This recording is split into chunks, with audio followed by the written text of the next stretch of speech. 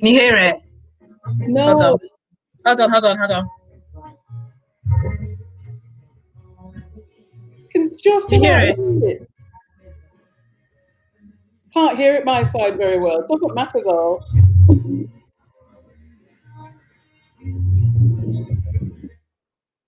You can't hear it? What? I don't know. What? I don't know why. Let me see. Just play it like you would normally. That is it playing. That was it playing. Okay. I can hear it loud and I just about hear that's chronics, isn't it? Just about can hear it. So I'm going to follow your movement. Somebody must be hearing it. So look, they can hear it.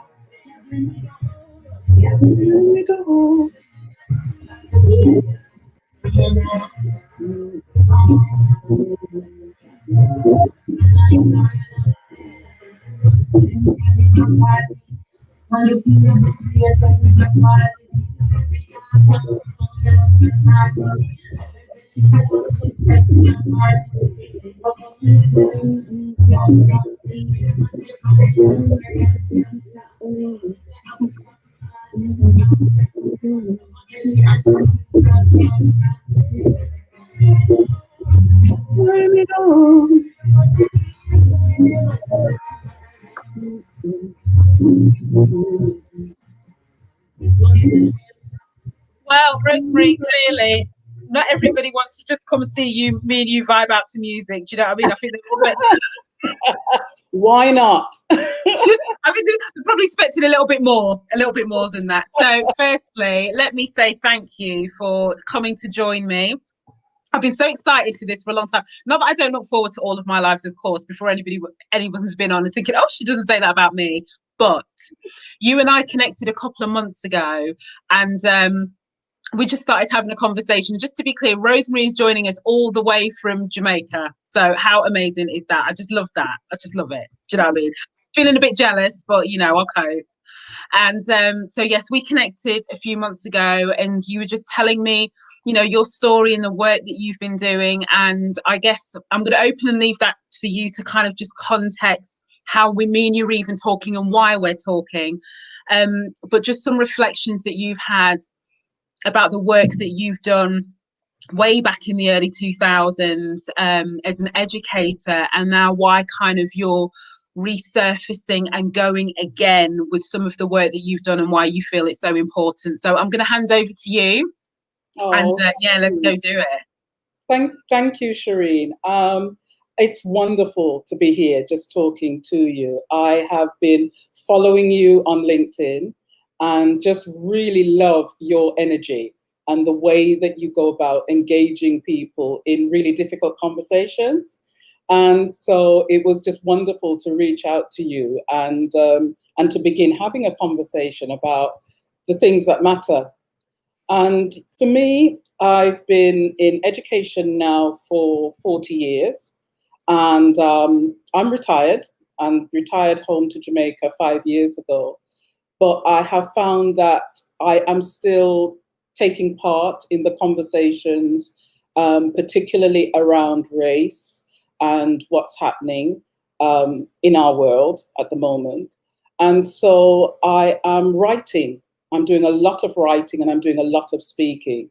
And that's causing me to revisit some of the work that I've done over the years.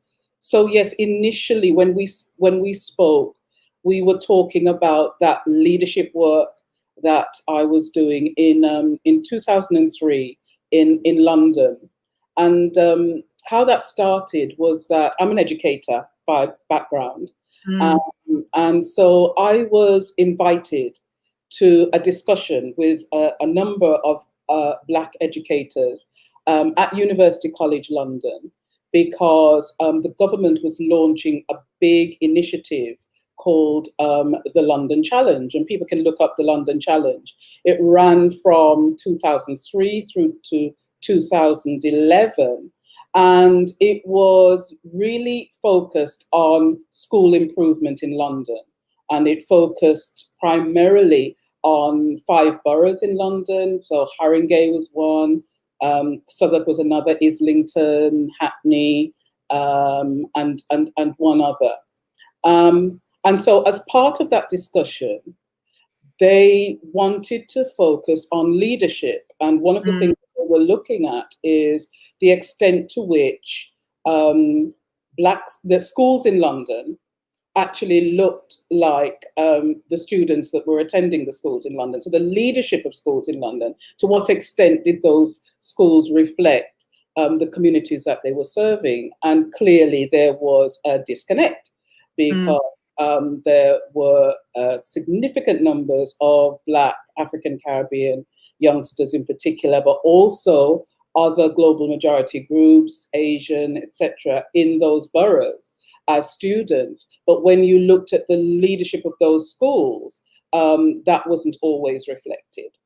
So I was invited to a conversation at University College London, and it was one of these dinner events, you know, where you sort of after dinner the conversation starts. Yeah, in it.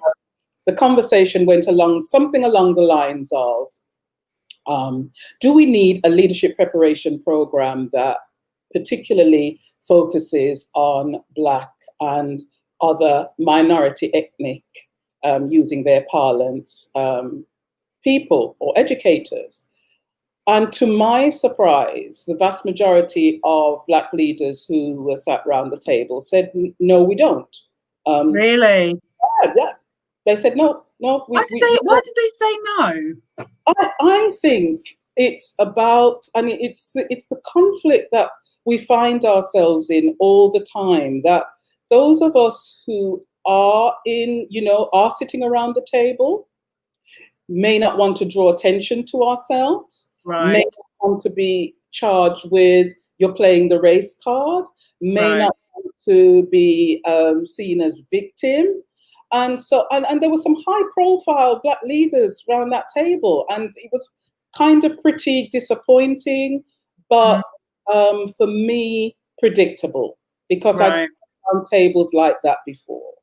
And so by the time they got to me, I said, well, absolutely yes. We do need a leadership preparation program that focuses on getting more Black leaders, not only into leadership, but making sure that they stay, that they flourish, and it's not just about surviving, and that they actually change the leadership space. It's not just about representation. It's not just about us sitting around the table. Right. If there wasn't an issue, we wouldn't be asking the question in the first place. That's what I can't understand, why people would just, well, I can, to your point, I can and I can't. You know what I mean? I can and I can't. If somebody's given you, we've been given an opportunity to have that conversation, to say, actually, we need more, as you said, we need more representation and everything else that sits underneath it. So I guess just to hear that as Black people, we said no, it's a little bit like, oh man, do you know what I mean? Absolutely. But as I said to you, Shereen, I had been used to this. I mean, in 2003, I'd already done 20 years in terms of education. I'd done a number of things, including being an Ofsted inspector, a head teacher of a secondary school in the West Midlands, and I had been a government advisor for the DFE.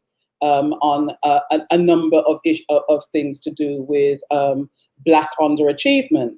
So I was used to being in these spaces where, unfortunately, so many of us seem to be ambivalent about our Blackness, Right.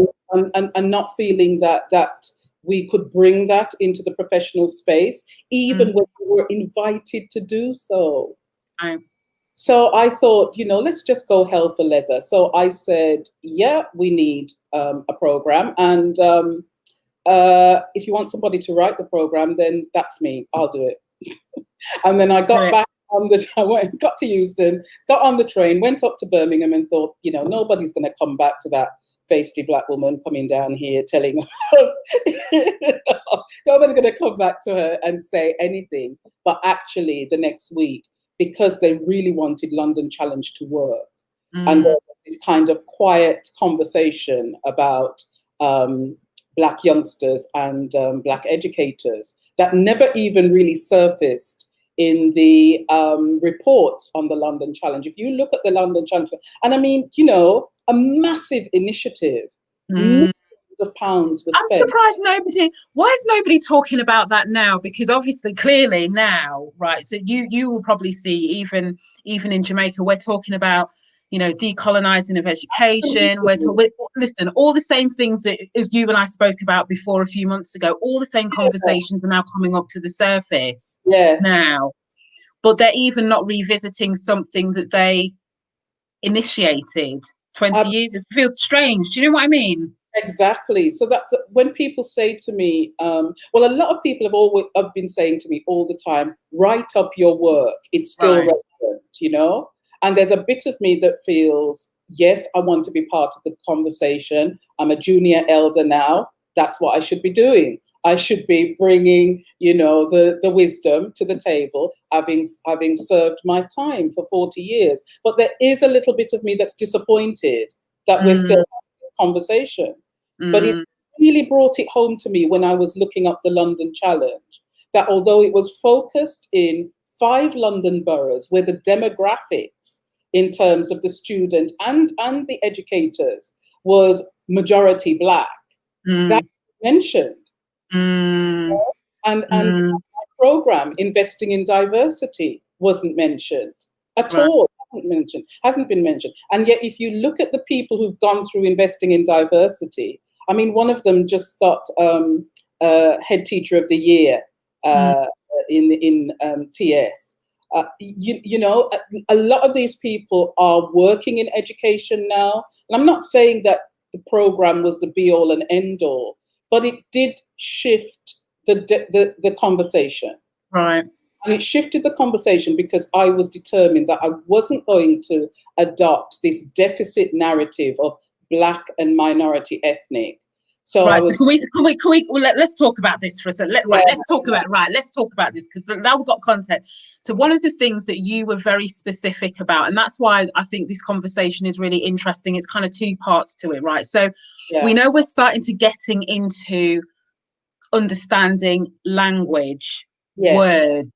Yes. This is not just, and everyone thinks, this is not just about labeling of Black and white. It's deeper than that. There's more depth to this about that. And the closest from my perspective that I can help people understand why it's so important is because when I talk about the world needing to do some work on this space, right? So we all need to step up for this kind of global race to equality, as I talk about all the time, right? So we've all got to step up.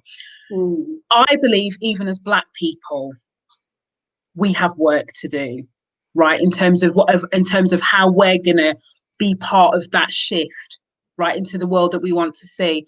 And one of the things that I recognize for myself is how I had internalized some of the words, the language that's used to not only describe Black people, not only to talk about our history, it's not even just about that, but it seems like it's the little things.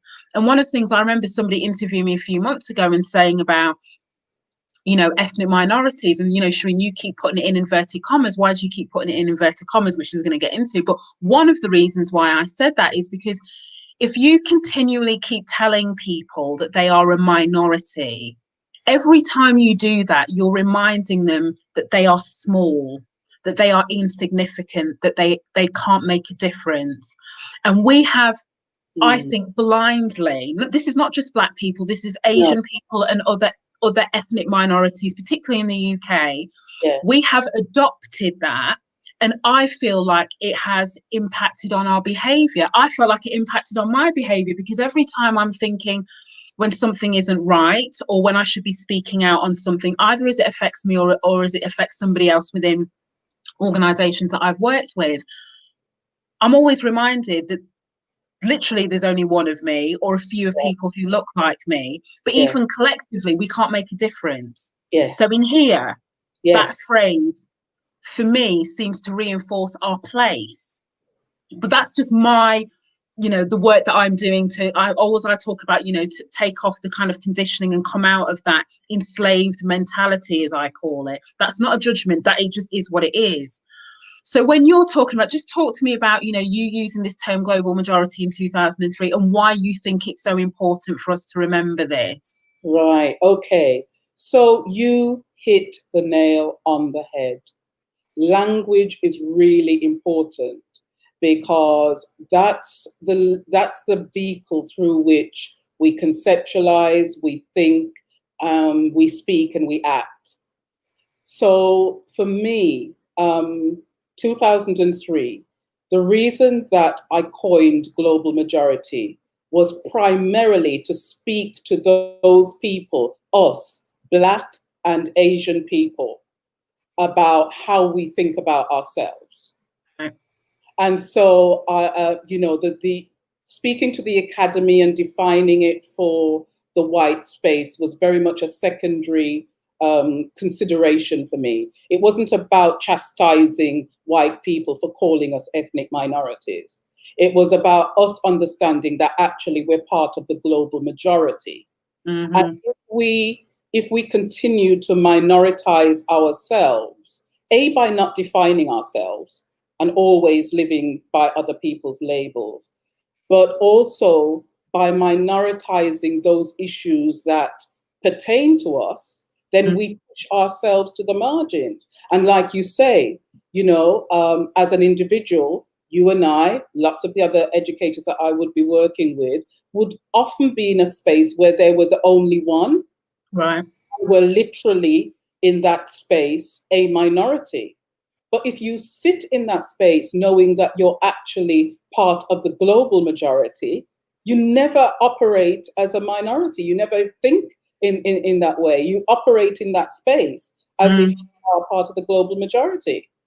So, and one of the things, just on that, one of the things that I think it also does, as well as makes you go like this, doesn't it? It makes you go, it does. Right? Do you know what I mean? You're like this, right?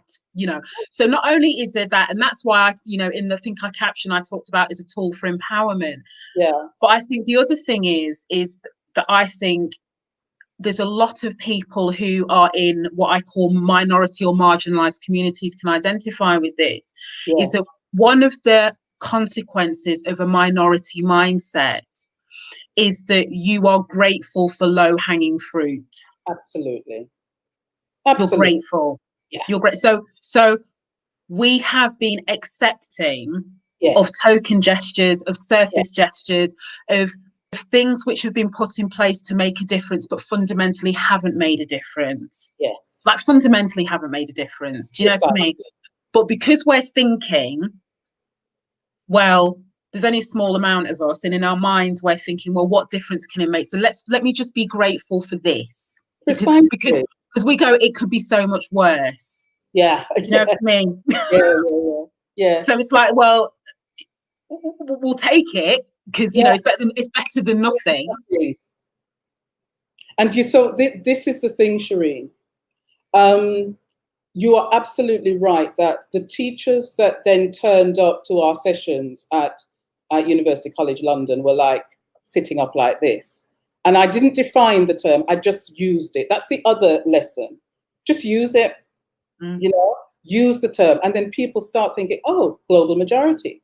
And Yeah, then, but you not also think though, Rosemary, the problem is that, because I remember where did I use that phrase? And somebody said, "Oh, Shereen, you want to be careful about that, you know," because do you not think though, if you're not black or a minority, yeah, there's a fear factor. So it's yeah, almost like they feel like using the term global majority is like some act of revenge. I don't know if anybody else, like anybody listening that feels this, it's almost like it's an act of revenge, like we're coming to take over, like you know, this old yeah, thing in fear. yes, yeah, Anybody with any dose of more than tanned melanin in their skin is coming to take over the world. We're coming. So I yeah, always wonder whether part of this fight that we're in, you know, yeah, people digging their heels in really hard, yeah. comes from fear. Yeah, definitely. I did a podcast earlier this week on Monday with two white women, two colleagues of mine. And what happened was I'd gone on to one of their webinars around leadership and was just using the term. And so afterwards, they were intrigued by it.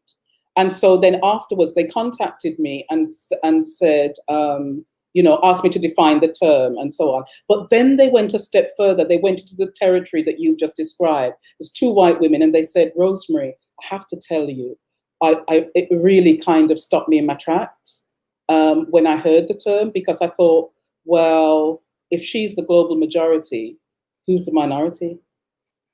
Right. Who's the minority? And so I said, look, and so we had this really, I mean, it went on for about 2 hours, this conversation. And so what we decided that we would do is to do a series of podcasts where we are having that discussion, where Right. somebody facilitates that discussion and somebody asks them, so Catherine, how did you feel when Rosemary, and Catherine really honestly replied, Answer the question. Yeah. yeah, because it's about actually going into that space and saying, look, as white people, I know that it might sound a little tight.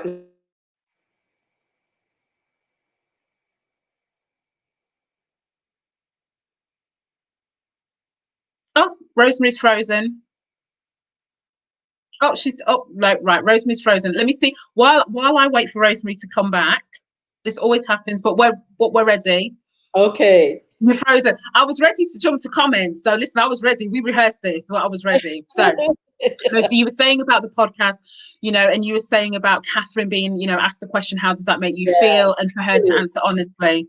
yeah, brilliant, really, really deep rooted discussion, which then took her into her ancestry because she was Irish and so on and so forth, and you know, in a mixed marriage as well, in terms of and dual heritage children and all of this kind of thing. So it's really important that the conversation is had respectfully, not from a place of judgment or from a place of, you know, just wanting to slap up white people a little bit, you know, for what's happened. So I really commented from a genuine place of, yes, it's empowerment. And we need to know Yeah. that Black, Asian, Brown, dual heritage, the global indigenous population. So when we look at the indigenous population in the South, the global South, Yes. and all those groups that have been racialized, they Right. make up the majority, and they make up the majority by a long way. It's it's not a narrow margin. It's Yeah. about 80% of the global population that are actual global majority. And so it's about us understanding that when we deal with issues that pertain to the global majority, we're actually raising the level of the bar for everyone. Right. But it also puts some responsibility on our shoulders as global majority people to reframe the conversation. And that's why I just wasn't going to go into this deficit model, going back to the leadership program about, right, let's just do exactly what white leaders do in these training programs.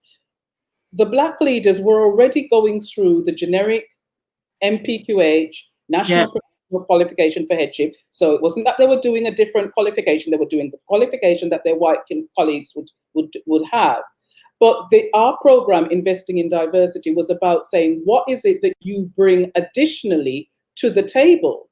Because if you're leading in a global majority context in Haringey and Hackney, where the communities that you serve look like you, there is an expectation that you can actually bring something additional to the table. And that's what we did. And that's what made London Challenge a success, that people do things differently. And we looked at different global paradigms of leadership, you know, so it's enriching. And the podcast conversation with Catherine and Joe on Monday then went on to, right, so what other kind of global paradigms can we look at in terms of our leadership program? And I says, well, there's Ubuntu, we can look at that, and we can look at Saver-centric, you know, from the Indian tradition. And the thing about that is that these leadership paradigms, these ways of being and seeing are right on time for now, Shereen. The Harvard-esque business school model of leadership and management is imploding. Right. We need something different. And also, do you think, I've got so many questions I want to ask you, so I've got one question, like burning question, I must not forget this question, but on this thing about so one of the things that struck me as I'm kind of reading, and I would like to say raising my general global awareness of things, is there are so many practices and approaches within different cultures. So this is not just this, forget just the Black people piece for a second. Just like how you mentioned, you know, some things that happen in Indian cultures or different, there are so many ways of looking at the world. And I think part of the challenge, and I know it's not to say that there isn't issues of racism, systemic racism, this is not about that, but this is just about perspective. And one of the things that I've realized and have read and since is that in the Western world, we live and die by data and logic.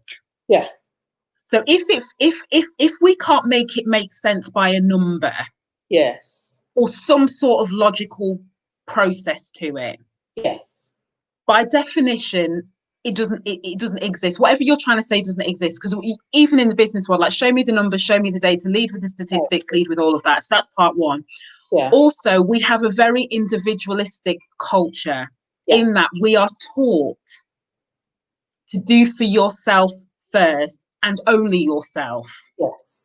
So that manifests itself in our voting behaviour. It manifests itself in how we support one another from a community perspective. It manifests itself from how we stand by when certain things happen, because that's not my problem.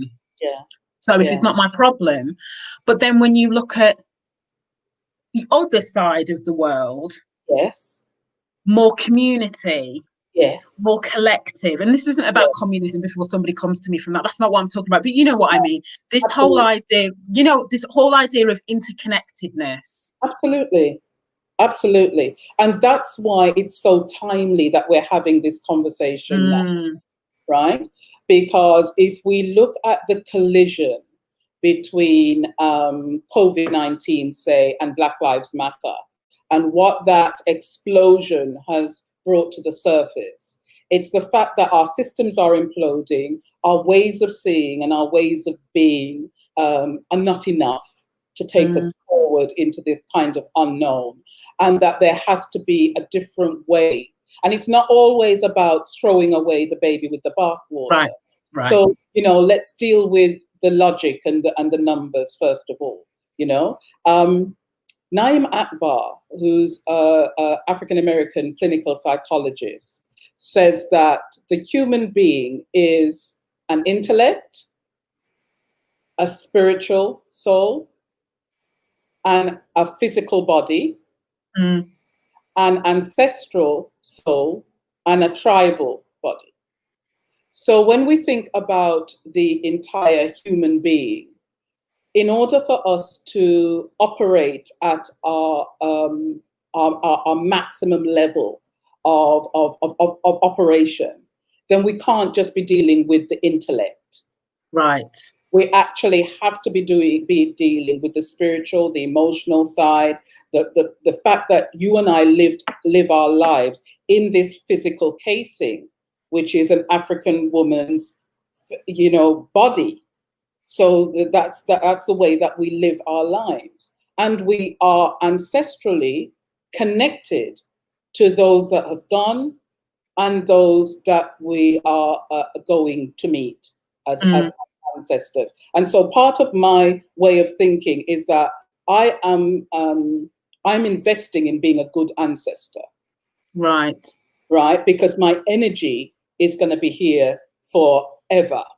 Right. So what I do in this space connects me to other people.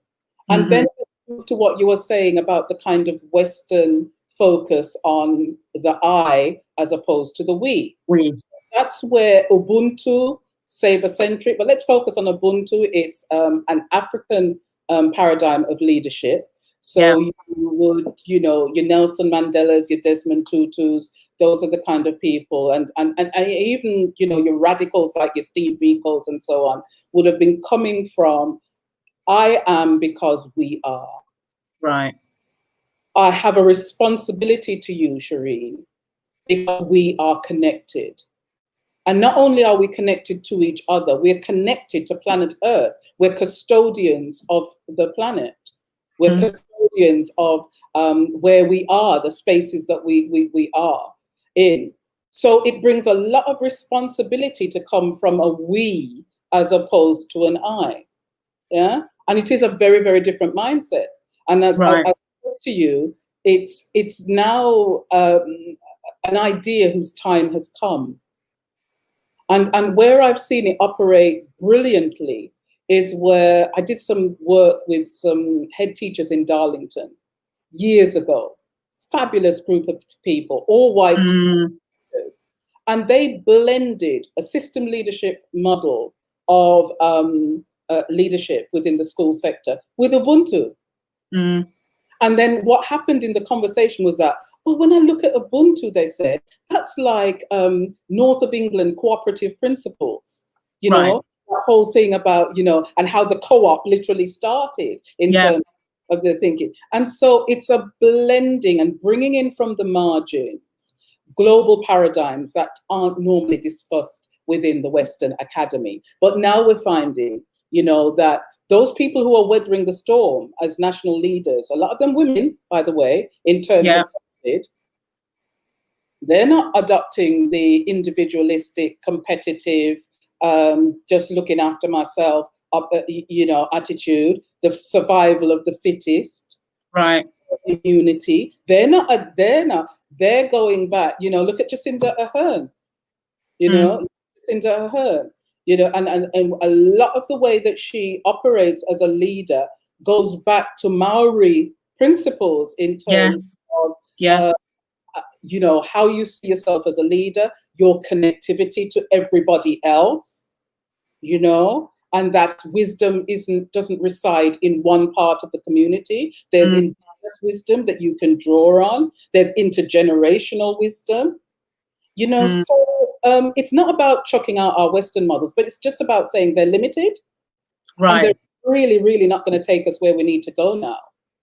So we as global majority people need to learn more about ourselves and be writing and sharing that. We need to grow into and own that title of global majority, start thinking as the majority, and be reframing conversations. And people like me who are kind of tired of, I'm just getting, I'm impatient, yeah? Next birthday, I'm going to be 60, so I'm impatient. And I'm menopausal as well. So sometimes I can't be asked when people are less, about these things, to be going into it and trying to teach people and train people. But sometimes I just have to find the patience to understand that people are where they are, yeah? And so if I am going to engage I'd rather engage with them than not. So I've, for example, one of the compromises for me has been with writing with white academics around this subject. But I'd love to, because these are thinking people. They've come at it with an open heart, open mind. And so they say to me, oh, look, Rosemary, we're going to write this paper, but I'm going to have to use BME, yes? Mm. Because that's the parlance. That's how my students are going to find my work. And referencing is really important in the academic. Yeah, Google keywords, don't recognize this, right. And that's fine. That's fine. I would rather have the conversation. So I write my bit of the paper using global majority. They write their bit of the paper using ethnic minority. But at least we're having a conversation. And people. And there's an explanation. And there's an explanation. Yeah. And so a big part of why I've written this article now is that people are saying, you're going to have to own the term. Yeah. Because once you own the term and it's published and it's out there, then it gives license for the academy to start using it and so on and so forth. And part of the audacity of me is that I'm not an academic. I've written a lot of papers and I've spoken on a lot of platforms, and I'm now writing several books. So I'm not an academic in the traditional sense of the word. But I do have the audacity to think, you know what, I've been using this term. It makes sense. It's timely. It's an inclusive term, actually, because I can see further down the road where white colleagues are going to be saying, I'm part of the global majority. And actually they are. Listen, right. Right. Yeah. So it's something that doesn't exclude.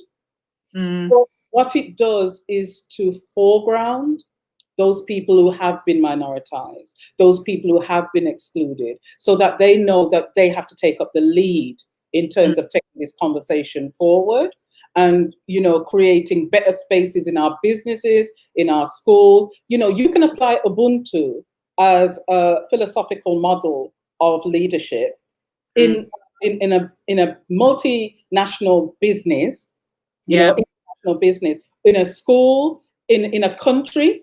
You can apply Ubuntu, and that's so those listen, are the conversations we're having. Let me just take off my pin. On a notice board right here. So I have a notice board, right? So I've got to say this because Okay. I did some work with Nando's very, very early when I first started being a foghorn about this. Yeah. They sent me this very beautiful note. So I'm just gonna read it to you because it actually I'm gonna read it. Yeah, it's a very beautiful note. So I've also remembered my other question I want to ask you, but so they've gone, dear Shereen, Nelson Mandela said, it's in your hands to create a better world for all who live in it. When he raised his hand to make a fist, it was a symbol of his fight for unity, for love, for standing as one, united, even in our differences, no matter how tough the times. And they've put, thank you for playing such a vital role in our Nando's journey of ensuring all of our Black Nandockers feel included and that they see a bright future with us where they can thrive and reach their full potential. Thank you for disrupting us as a business and helping us to realise the role that Nando's and our leaders need to play in eradicating systemic racism in our society. For us, Shereen, you are role model, the African philosophy of Ubuntu. The human in you allows us to find our own humanity. I thought, so I always keep this because it's like always, when you're having those days and you're just thinking to yourself, why the hell am I doing this? Because like people can't come correct. And then I just look at this. Thank you to Kath and Claire. I don't know if they're going to tune into this, but so there are, obviously their Nando's history is South African. They came out of the apartheid. So obviously that is a very, very, it's woven into the fabric of them as a business. But one of the things that I learned from my experience there is this whole idea about we have to get better at empowering ourselves, no matter how we do it. Absolutely. Because we have seen, there have been moments, whether it's even before the Jim Crow era in the US, so on the back of the Civil War, and then everyone's like, right, okay, things are clearly going to be better, and then we see that it doesn't. Then we have the civil rights movement. Clearly it's going to be better, and it isn't. Now we are in 2020 with Black Lives Matter, and everyone's going, right, this is the time. Now, my thing is, this is the time, but it's only the time if we make it the time. It's only the time if we keep on with these conversations, and we also hold people to account, including ourselves. Absolutely. But also back to your point about the global majority piece is that we also stop accepting low-hanging fruit, right? Precisely. Because we know that there is systemic racism, right? Yeah. So that means exactly what you said at the very, very beginning. This isn't just about representation, right? So this is why I keep saying to people, I am not cheerleading when I see more Black people in a Sainsbury's advert. I'm not cheerleading that. But listen, and I'm just not. And I'm saying to people, of course we need to see represent. I'm not saying that we don't need to see it. Yes. When you keep getting excited about that, what you're saying is Sainsbury's is an organization, I'm just using it as an example. You don't have to do any more because you've got a family of Black in the gravy advert. Yes. Do you know what I mean? The issues that we face are so much deeper than that. And I think it's on all of us. I'm trying to do my little 0.2% that I can in terms of bringing conversations to this depth. It isn't just about, you made that point about partnering with white academics to do this. This isn't about saying this person's racist and they're not racist and or if you're white you can't be support.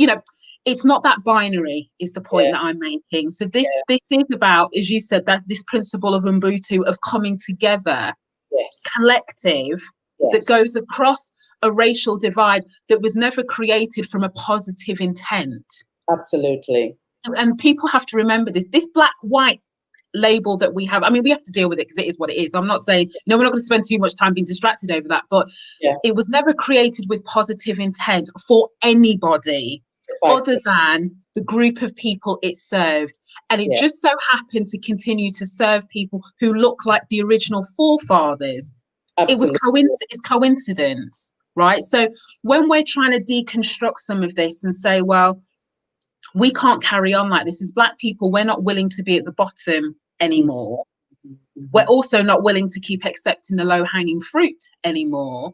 It isn't about attack. Well, from my perspective, it's not about attacking white people. It's saying that this is unfair, but we cannot keep having these surface level conversations and kidding ourselves that because we see one more Black person on a board, a few more Black teachers, a few more Black people in a cooking advert or whatever else it is, that equals progress. It is deeper than that.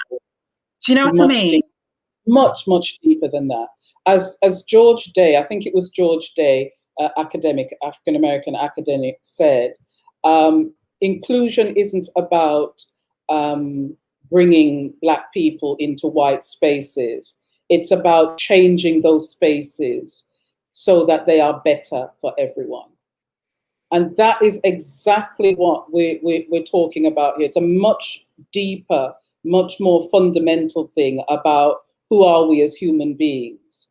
And when you begin to introduce ways of being like Ubuntu into systems, which you can systemize, by the way, so people tend to think, well, so there is, you can make it logical. All of that, of course. Absolutely. I run courses on how you lead in that way, wherever you are, how you balance the bottom line in an ethical way, how you ensure that you are working in the interest of the greater good.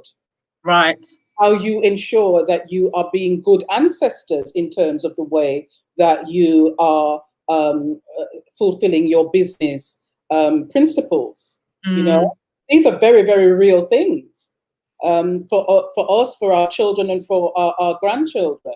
So it's about us understanding that, as you say, it goes beyond representation. It's about us changing those spaces and changing those spaces forever. So this is why I am energized by this this revisiting of Black Lives Matter. Yeah. Because when people ask me, well, what's inspired you? Well, it would have been the Black Power movement in the 1960s, yeah?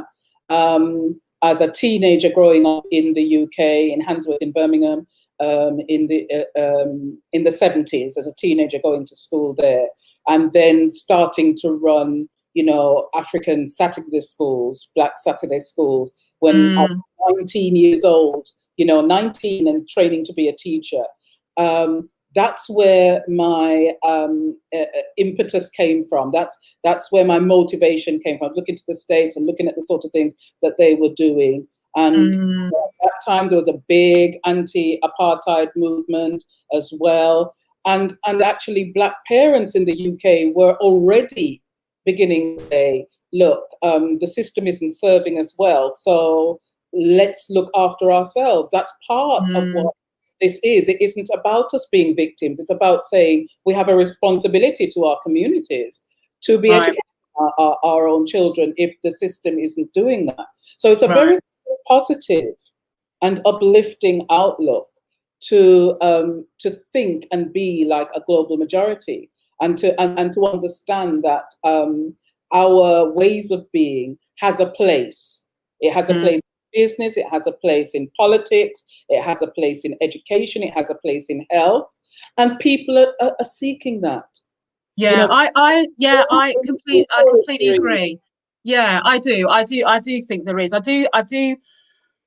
I think there's a lot of work we still need to do. I think there's still a lot of work we need to do within the Black community. And I'm calling us a community just by definition of the amount of melanin in our skin. That's about as far as I'll go in terms of the work we need to do. And I think one of the things that struck me, and I don't know how many people have read this book, Powernomics. It's called Powernomics. And there was a bit at the beginning of the book, when something just strikes you in your heart and you're just like, oh my, it really hits you. He says, I've forgotten the name of the author, but he basically says that as Black people, even those of us with a giving spirit, so this whole idea of the mission before yourself. So, we're thinking about the we, not the I. Yes. We are more comfortable to prioritize every other marginalized group than ourselves. Absolutely. And when you think to yourself, and Absolutely. then when you just hits you right here, because you go, oh my God, that is so true. Because then when I think about my career and think about, some of the things that I've championed for this and, spoke up about, and gone, listen, it's never been for this. It's never been. And the point he's making is not to say don't do it. Yeah. It's about understanding that this is the people that most needed it, that have not been served by society, that are continually oppressed. Yes. We became socialized. I think he talked about it being social psychological, social conditioning, basically. So we became socialized in that, back to your point about acting like the minority. Mm-hmm. So we were too scared and too fearful. Yeah. You know what I mean? So, back to your point about the table, and when they said, do you want this whole leadership thing for, for Black people? And it's the Black people that said no. Yes. And it's back to your point about us not wanting to lead with our skin color, even though it is our skin color which is the reason why we're oppressed. It's like, when you see something, it's so deep, like you just, it is a little bit like a rabbit's one. But back to your point, you have to unpick this, because I'm unpicking it to work out how free I truly am versus on how I thought I was free. That's how deep it is. Yeah. It really is deep. The encouragement to the Black leaders that went through that program was to bring their entire selves to the process, and to understand that it is legitimate to do so. Mm-hmm. And, always trying to fit into white spaces and kind of be as white as you can is robbing yourself, it's robbing your white colleagues, and it's robbing the space of you having been there, Right.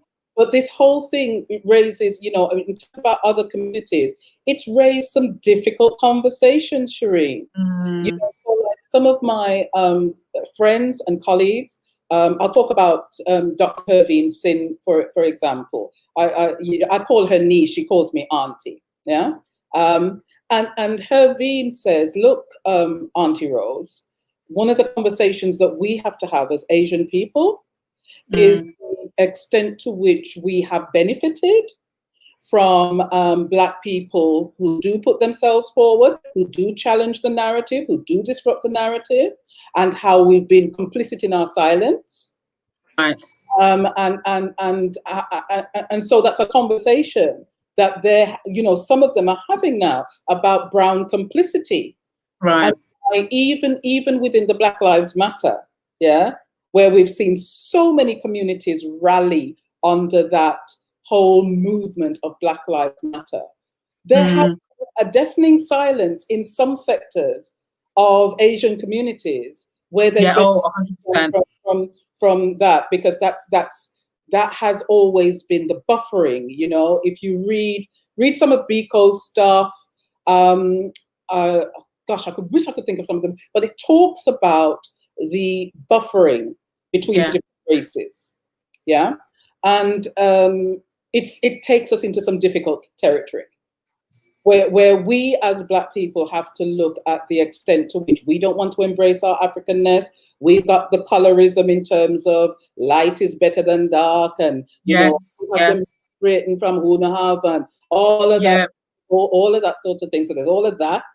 Then there's a relationship between us and our Asian and brothers and sisters, which in places like South Africa, yes, Africans and Asians stood side by side, but actually, what's the situation now in terms of South Africa? Who's actually benefiting from the price that those Africans and Asians paid, to stand side by side?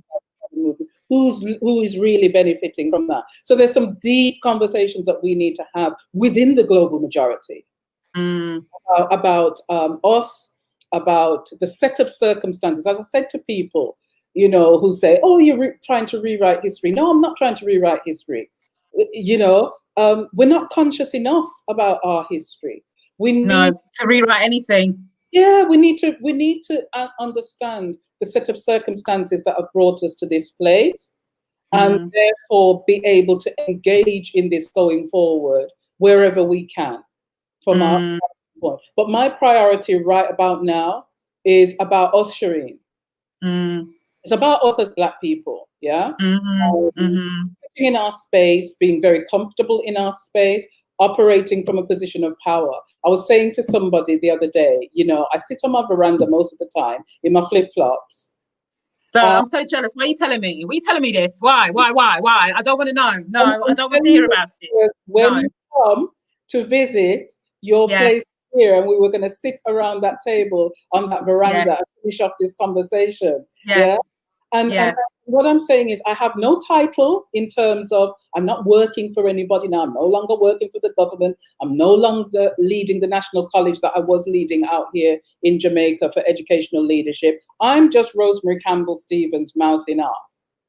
But actually, people listen, and it makes a difference. And if I can shift the dial and engage with the Shereens of this world who are still there and, connecting people and reaching a wider audience, then I'm quite happy to just sit in my power here and, travel to 3 continents in 1 week, as I have been doing, doing the work, doing the work. And I think that's the thing.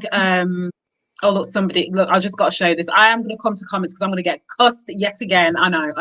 Listen. Let me tell you about this book. Oh, listen. If there's a book that can shame you into just thinking in a positive way, I use that word in a positive way, it's this book, because you just think to yourself, I've just felt to myself, what have I been doing my whole life? Do you know what I mean? Like, what is the information that I have been, what's the Kool-Aid I've been drinking willingly? Yeah. Right? Yeah. That's how I felt when I read that book. And I'm reading there's lots of, there's different versions taking different angles, and I know there's a lot of people that I talk to we're all kind of in this collective awakening. Collective awakening state. And I, listen, I always say this, and people always go, "Oh, Shereen, you always take it too far." But my argument is this, that until collectively we address some of the real issues that block, until we start talking about language, until we start talking about whiteness being the normal, right? So Absolutely. everything else that isn't white is diverse, right? Yes. Until we start questioning, that's the Yeah. language thing. I always talk to people about this. Until we start questioning, until we start looking into all of this, then we are still on the plantation field, Precisely.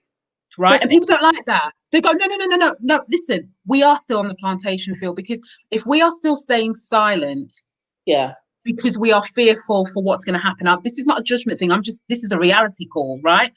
If we're Yeah. still saying silent, and I think somebody else said, you know, what is it about the Asian silence? What is it about this silence? What is it about, you can apply that. What is it about white silence in this space? It's fundamentally about fear, and it's about survival, and it's about self-preservation. And what Mm-hmm. you were saying is going back to, is if we stop thinking about things as I, right, and start getting into we, Mm-hmm. part of the reason why I've been able to do what I do and take myself far out of my comfort zone, oh my life, far out of my comfort zone, Mm. is because it stopped. But I was able to do that every day, Rosemary, because it's not about me. Absolutely. And honestly, I can say to people, go, oh my God, it's so difficult, I can never do it. I said, you can. Tell you the Yeah. reason why you can. Because let me tell you, when you're no longer processing, how are people going to react? What if they do? And listen, I get advice all the time to say, tone this down, don't do this, don't mention this word. Shereen, you got to think about this audio. One, gone, right? But when you're focused on what it is that you're trying to do, what your purpose is, or the lane that you want to walk, because you've decided. I decided to do that. I fell into it by accident, but I decided to do this. Do you know what I mean? So and it's so much easier, because you realize that I'm not the only person that benefits. It's not just my family that benefits. It's people that I will never know who they are. And I'm all right with that. Absolutely. So if we all had that mindset of being able, the network effect, yeah. This is not about skin color. This is just about people who care enough. Absolutely. And see an opportunity, if that's the way you're wired. Do you know what I mean? If that's your vibe, then whatever. But if people who care enough to go, actually, because creating a fairer world for Black people means it is a fairer world, full stop. It just is. As. It Absolutely. really is. Just simple as. And so for me, it's about not getting caught up in the distractions, understanding 100% being grounded in who I am. And there's no way I couldn't be grounded in who I am, because my parents were Windrush generation, you know. My father went to England in 1952, and my mother came in 1953. And then he had the foresight to bring his parents over. So I actually was born in England and had my grandparents, my paternal grandparents there. There was no way that you could grow up in that home and not know that A, you were Jamaican, and B, that there were, there were Jamaican ways of doing things, and Garveyism, they were Garveyites. Yeah. So But we're gonna have to do another one on that, because people are like, oh, what's that? Oh, listen, that's a whole nother something, my friends. We can talk about that at another point. Marcus Garvey, listen, that's a whole nother something. Absolutely. It makes you grounded. It makes you grounded, babes, you know? And to fast forward to what you said about being on the plantation, I literally am now in Jamaica. We look 20 yards from the window that is behind my computer. That's my sister's house and garden next door.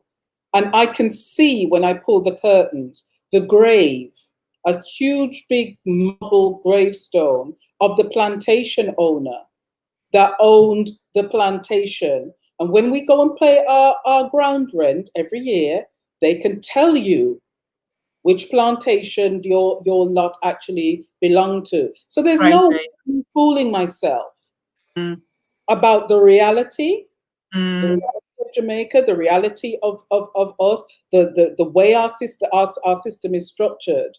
And so for me, when I've got fewer years ahead of me than I've got behind, I ain't got no time to waste with stupidness.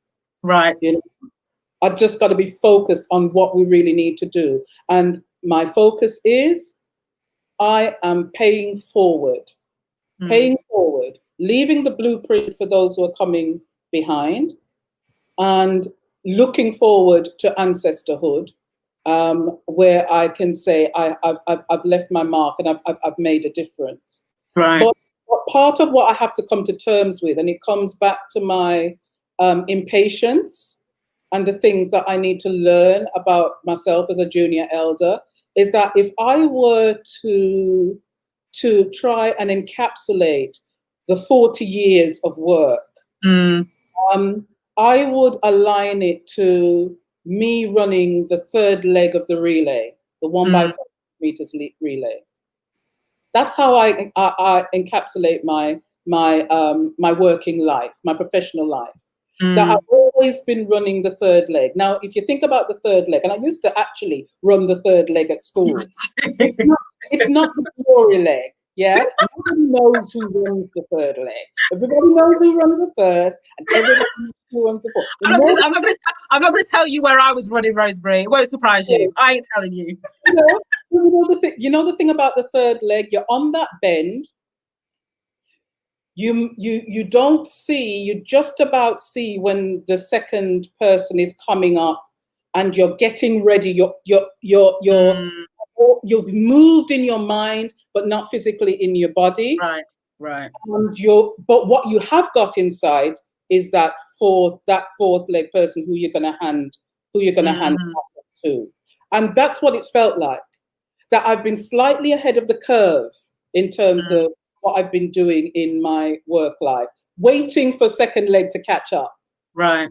And sometimes I've just had to start running. Use the global majority, but keep it little. Because people will catch up. Because when people see you running, Rosemary, they're like, "Hang on a minute, I want to join that race." Right? Exactly. For a good reason, not because they're legging it from something they ain't supposed to be doing. For a good reason. Yeah. So listen, I'm just going to play. Right, I'm going to play a little piece of music before my battery dies. But I just want to show up some of these comments. You got time because I think it's very important. Yeah, I got time. I'm going to put my glasses and read the comments. Let me see. No cure for stupid. Listen, well, I was going to. My battery finger's gone, so we'll make it work. Okay. Right, so I'm gonna show up some of these while I just go and get my little thing, just play a little shit right. I'm looking at them. Is there any way that you can send these to me, Shereen? Listen, I'm still trying to figure out myself. But we can see. But no, when we go back and see, if you go in and see the live after we stopped you can actually scroll through them. Like when you got time, you can just yeah. I wish. Right. Okay, look at this. Let me just show this. Right, you carry. Let me just go and get my little speaker. Okay. I actually think I should play some music of my own. All right. Go do it. Go with it. Yeah, go do it. It's only because look, I've got like 50 million gadgets here. This is why my DJ things don't really work. My goodness. Oh God! Well, I'm just as bad as you now. I can't find the music. You see what I'm saying? Rosemary, look at this. Like, look. Oh, look at this. This is interesting. We say visible minorities. I've never heard that. Have you heard that phrase? Yeah, I have. Yeah. And they do say visible. The colleagues that I'm writing with actually are Canadian. Okay. So, the book that we're bringing out, which is about decolonizing leadership preparation, which will come out next year. We've had that conversation about visible minorities and all of that stupidness. It's like I found my tune, man. All right. Yes, I am. The people are rising. We thought it was a lockdown. They opened the fire. Them bullets are flying. Rosemary, you can come on anytime because you're ready. You're ready. That's what I like. Yeah. So when I'm we was trying to protest in the I always have music on in the background when I'm working. Yeah, me too. I don't hear the screams when we catching beat. So this is about lockdown. Speak loud when we ride. Got opinions coming from a place of drift, sicker than the COVID. How they did them on the ground. Speaking of the COVID, is it still going around? Why don't you tell me about the looting? What's that really all about? See what I mean? That point goes back to this whole idea about the term global majority frightening people, and it's a bit like, and this is the point, isn't it? Either we carry on living in fear of the reaction of what is the truth, Yes. or we just have the conversation and push past that discomfort, because that's what we've been doing. That's what we've been doing. We have, because we don't want anyone to feel uncomfortable. We don't want to take the conversation there, so we stop talking about it. And that's the point, isn't it? So in the nicest way possible, people got to start getting over it now. We've got to start getting over it. And that's why I say to people, Shereen, that when I first started to use the term, my audience was Black people. I'm not sure about white people, but actually, you know, it's about us understanding who we are. 100%. And as I've said, if you don't use it as a form of attack, there's always going to be the white, usually elite minority who understand the game plan.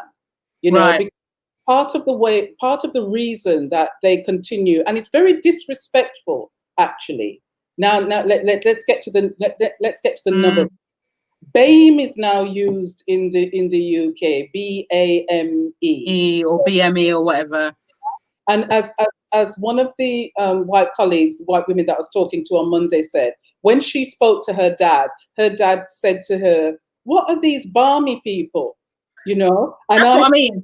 Exactly. And then I said, listen, Catherine, I had a similar conversation with my mom, who's 94. But what she'd done is to insert L into it. She says, "Are they blaming? Are we blame?"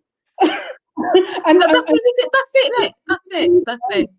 And universally, everybody's writing about the fact that the people who are so described hate the term.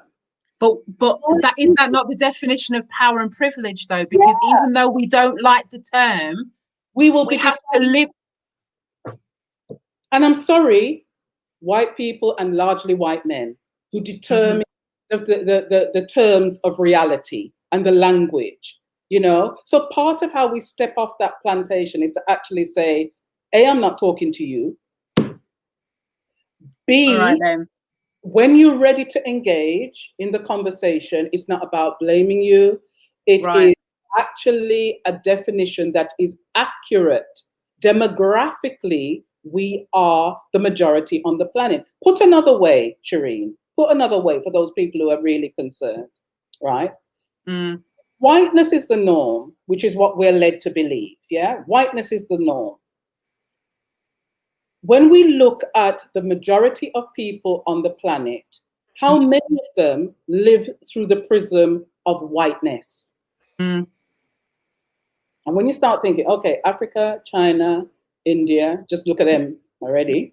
Look at the Africans, Indians, and Chinese that are living elsewhere, like out here in Jamaica, we've got a big Chinese community. Look at the global indigenous South America, Australia, New Zealand, you know, the islands, South Pacific Islands, etc., etc.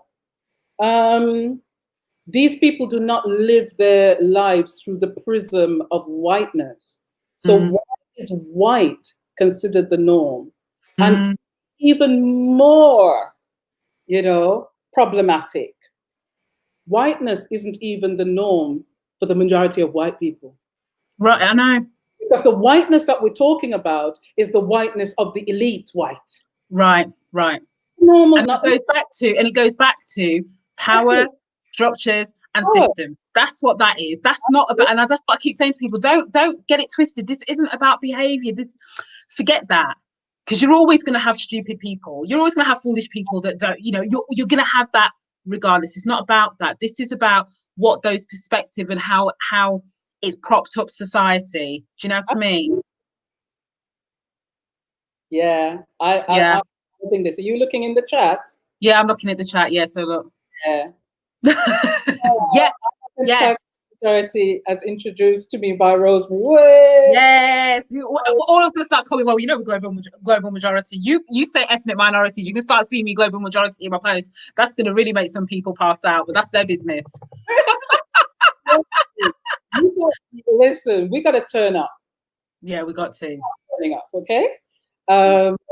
Minority, ethnic, those, and the thing is as well, you know, when you're talking to your children, when you're talking to your grandchildren, do those terms make sense? when you try to explain to them who they No, are. because you don't even want to be using the words yourself, do you? Like, I was saying at minority, I said to my daughter, don't talk to me about that phrase. I don't even want to like. Absolutely. Don't engage.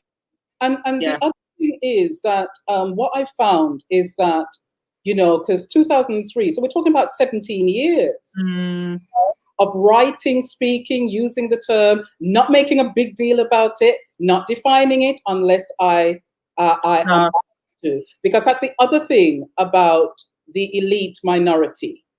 They don't define themselves. They don't have to. They don't. That's the power, norm. So we don't have to define who we are because everybody knows who we are. But we're always constantly defining ourselves for other people, and defining using their terminology as well. Right. We haven't got our own. So so basically what we're saying is Rosemary said we need to stop this. Rosemary said we need to be like global majority. We can all start quoting Rosemary here and now. Here she is, here and now. Absolutely. And MBE as well. And the reason that I accepted the MBE is because that has been for activism. For the big part of me, because I got the MBE in 2015 when me and my husband moved out here to Jamaica. And I had to think long and hard about accepting it because do I want to accept something that says I'm a member of the Order of the British Empire when I my entire life, in activism against such notions? And so what I did was to actually find out, well, how do you get sort of nominated for these things? And it's like people that you've worked with. So I accepted MBE for activism, and I use it so that people know, because people who know me think, well, she's not establishment. Long way she's not establishment. So if she can be recognized for contribution, then I don't have to sell my soul. Right. I really don't have to sell I can be, and the good thing that when I look at it, I say to myself, look, it recognizes the contribution that I've made to education that I love. I love passion education. And I have been activating for education to be inclusive, for it to be anti-racist, for there to be a space for us to be ourselves. And if that's been recognized by white colleagues, take it. Not only that, when I'm flying back to England with the way how things are going now with this Brexit and and Windrush generation being shipped back over to Jamaica, if anybody stops me, I've got my MBE in the bag. Right. In just show them the piece of Call the Queen. She'll be like, yeah. I'll wait. Well, listen, I want to say, look, we've been going for an hour and 12 minutes, so I feel like we probably need to. I know. Listen, now, but before I say goodbye, talk to me, please, about this article because it's very important. Because I want like some of my LinkedIn friends who are very well connected, who do tune in at some point. They don't always watch live, but I know I have a lot of people who like and go and watch me on YouTube. What do you need? What are you looking for this article that's going to talk about the global majority? What is it that you're after? Right. Okay. So as I said, we're writing a book that is about leadership, and it's actually about decolonizing leadership preparation, so that we begin to look at different paradigms of leadership. So ahead of the book, I've been writing a few articles, and the one that's coming out next week in Canada is on the term global majority. Right. How it was coined, why it's used, what it says about white power structures, and why using it pushes the dial forward. So what I love in the UK, Shereen, is for it to be published somewhere like in The Guardian or Ed or, I don't know, even for... So whoever has any contact in Times Education Supplement, probably the paper that most of us have only read twice in our whole lives. But The Guardian, we all like a bit of Guardian because we're all posting a little bit of Guardian because, they're coming on a level these days. So if anyone's got any contacts that will help Rosemary get her article, The Guardian would love it. I don't know anybody. I'll think if I know anybody at The Guardian. Yeah, they would love that. They would love that. I think they would run with that. So if anybody knows anybody, you can go and whisper in my ear or whisper in Rosemary's ear. We won't tell anybody that you helped connect. But yeah. I'd really appreciate that. Yes. Yeah. So let's put that out there. Let's put that out there. All right. Well, listen, thank you so much, Rosemary, joining me all the way from Jamaica. I'm still jealous about veranda and flip-flops later. Do you know what I mean? That's not my life right now. But no, thank you. Oh, look, we've got help, Holly. Thank you. See? Thank you, Mike. Look at this. Community. There we go. We might have help. There you go. Fabulous. So thank you everybody for listening and for commenting. And this is I hope this is one of many conversations, Rosemary. So we'll have to do this again at some point early next year, because I always like it when we can get into the depths of all of this. Do you know what I mean? Like we can really this is that's what I love to just sit getting into all of that. So I'm so pleased that you were able to go there with me. Thank you. Well, I'll keep an eye out for your article. Obviously I'll be sharing, of course. Do you know what I mean? It is a pleasure, Shereen, and thank you very, very much. You're doing such wonderful work. It makes us junior elders really, really proud. Oh, thank you. I love that phrase. I can't wait till somebody says that about me, junior elder. I'm going to start owning it. I'll be like, listen, that's how you're going to refer to me. Queen on speed dial, junior elder, sitting on my veranda in my flip-flop. Listen, I've got it made. I'm ready. All right, thank you. See you later, everybody. Okay, bye.